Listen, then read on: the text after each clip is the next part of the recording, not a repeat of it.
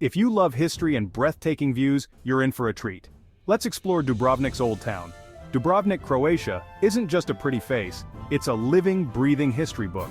With walls constructed between the 13th and 17th centuries, this UNESCO World Heritage Site packs centuries of stories in every cobblestone. These ancient walls, built with quirky materials like seaweed and eggshells, offer stunning views of the Adriatic Sea. Inside, you'll find treasures like the Maritime Museum and even gravestones used for protection. Talk about a layered past. But it's not all smooth sailing.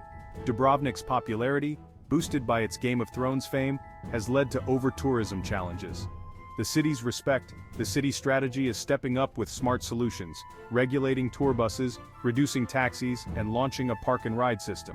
So, ready to explore a city that balances ancient charm with modern sustainability? Book your Dubrovnik Old Town walking tour now. Link in the description.